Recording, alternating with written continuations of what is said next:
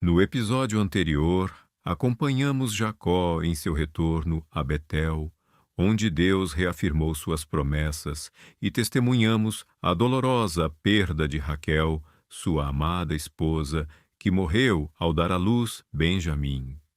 Vimos também o incidente perturbador envolvendo Ruben e Bila, que revelou as tensões e falhas dentro da família patriarcal. Jacó, agora Israel, estava estabelecido na terra de Canaã, mas sua família, com seus 12 filhos, era um caldeirão de personalidades, rivalidades e desafios. Agora, no episódio 18 da cronologia bíblica, mergulharemos em uma das narrativas mais cativantes e proféticas do Gênesis, a saga de José, o sonhador, o manto de muitas cores e a inveja dos irmãos. Esta é uma história de favoritismo, sonhos divinos, traição brutal e a providência soberana de Deus, que através da maldade humana opera para o bem maior de seu povo. Jacó, já em idade avançada, tinha 12 filhos, mas seu coração estava particularmente apegado a José. José era o filho de sua velhice, nascido de Raquel, sua esposa mais amada. Esse amor especial se manifestou em um presente que se tornaria um símbolo de discórdia, uma túnica de muitas cores, ou, como algumas traduções sugerem, uma túnica longa com mangas, um traje digno de um príncipe que o distinguia de seus irmãos que trabalhavam no campo. Essa túnica não era apenas uma peça de vestuário, era uma declaração pública do favoritismo de Jacó por José. Os irmãos de José, vendo que seu pai o amava mais do que a todos eles, começaram a odiá-lo. Eles não podiam falar-lhe pacificamente. O ciúme e a inveja eram sentimentos corrosivos que se enraizaram em seus corações, alimentados pela preferência explícita de seu pai. Mas a situação piorou. José, com 17 anos, era um jovem pastor e trazia a seu pai más notícias sobre seus irmãos. Além disso, ele começou a ter sonhos. E que sonhos! Os sonhos, na cultura antiga, eram frequentemente vistos como mensagens divinas, e os de José eram claramente proféticos. Em seu primeiro sonho, José contou a seus irmãos: Ouvi, peço-vos, este sonho que sonhei. Eis que atávamos molhos no meio do campo, e eis que o meu molho se levantava e também ficava em pé, e eis que os vossos molhos o rodeavam e se inclinavam ao meu molho. A reação dos irmãos foi imediata e furiosa. Porventura reinarás tu sobre nós? Ou dominarás sobre nós? E ainda mais o odiaram por causa de seus sonhos e de suas palavras. O segundo sonho de José foi ainda mais explícito. Ele disse: Sonhei também que o sol e a lua e 11 estrelas se inclinavam a mim. Desta vez, até seu pai o repreendeu, dizendo: Que sonho é este que sonhaste? Porventura viremos, eu e tua mãe e teus irmãos, a inclinar-nos com o rosto em terra diante de ti? Embora Jacó guardasse essas palavras em seu coração, os irmãos de José o invejavam ainda mais. Os sonhos de José eram uma predição clara de sua futura autoridade sobre sua família, uma revelação divina que, embora verdadeira, foi comunicada de forma que exacerbou a já existente rivalidade.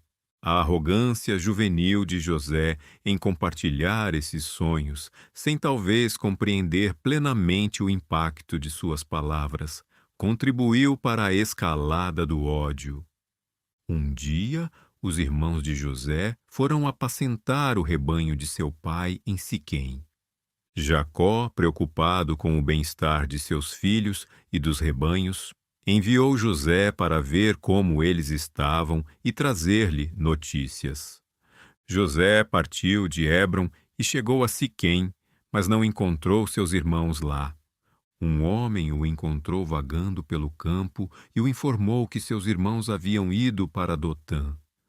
José, obediente, seguiu para Dotã e os encontrou. Ao vê-lo de longe, antes que ele chegasse perto deles, os irmãos conspiraram contra ele para o matar. Eles disseram uns aos outros: Eis lá vem o sonhador. Vinde, pois, agora, e matemo-lo, e lancemo-lo numa destas covas, e diremos: uma fera o comeu, e veremos que será dos seus sonhos. A inveja havia se transformado em ódio assassino. Eles queriam não apenas eliminar José, mas também destruir seus sonhos, que eram a fonte de sua irritação. Rúben, o primogênito, que havia perdido sua primogenitura por seu próprio pecado, interveio, não para salvar José completamente, mas para evitar o derramamento direto de sangue. Ele disse: Não o matemos, não derrameis sangue. Lançai-o nesta cova que está no deserto, e não ponhais a mão sobre ele. A intenção de Rúben era resgatar José mais tarde e devolvê-lo a seu pai. Os irmãos concordaram com Rúben.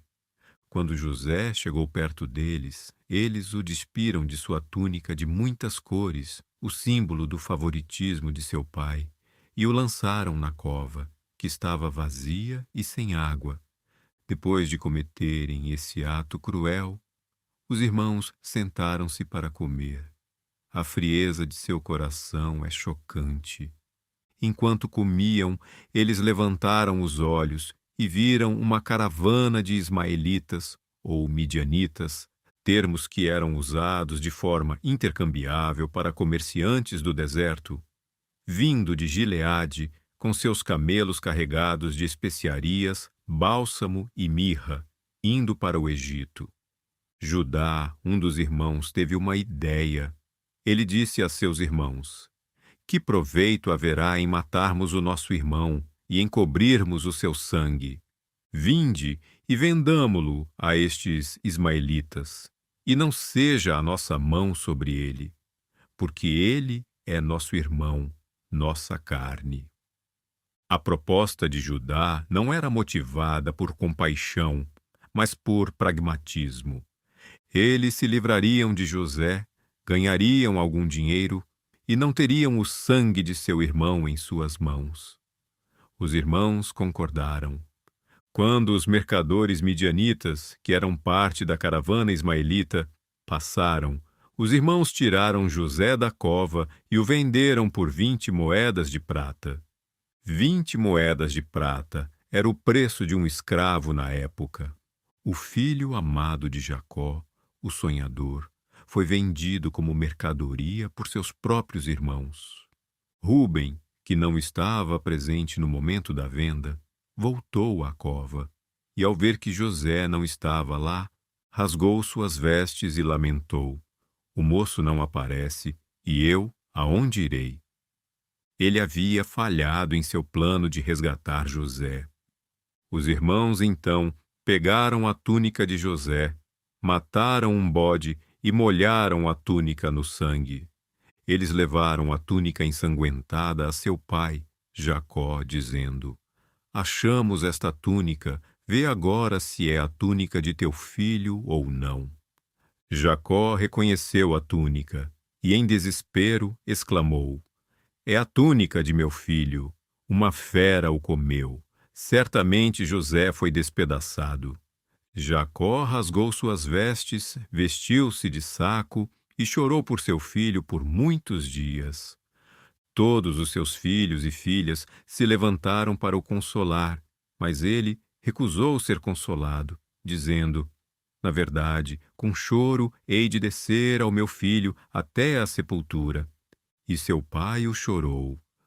A dor de Jacó era imensa, uma dor que o acompanharia por anos sem que ele soubesse a verdade sobre o destino de seu filho.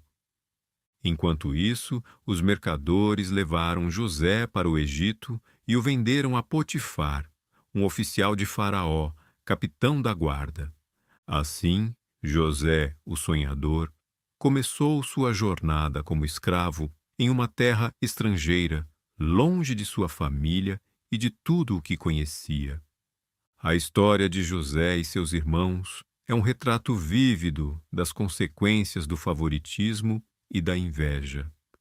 Ela nos mostra como o ciúme pode levar à crueldade e à traição, quebrando os laços familiares mais sagrados.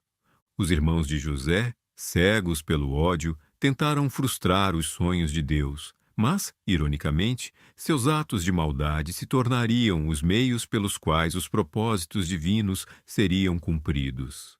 Esta narrativa também nos ensina sobre a soberania de Deus, que, mesmo em meio à injustiça e ao sofrimento, está no controle.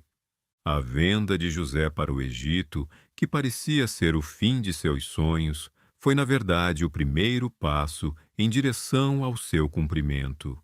Deus estava trabalhando nos bastidores, transformando a maldade humana em um instrumento para a salvação de muitas vidas. A dor de Jacó, a traição dos irmãos e a escravidão de José são elementos que preparam o cenário para uma das maiores histórias de redenção e providência da Bíblia. No nosso próximo episódio, o episódio 19, acompanharemos José em sua jornada no Egito, onde ele enfrentará novas provações e demonstrará sua fidelidade a Deus. Você descobrirá a história de José no Egito, da escravidão à prisão. Não perca! Inscreva-se no canal. Ative o sino para não perder o próximo capítulo desta saga e deixe seu comentário sobre a lição mais importante que você tira da inveja dos irmãos de José. Até lá!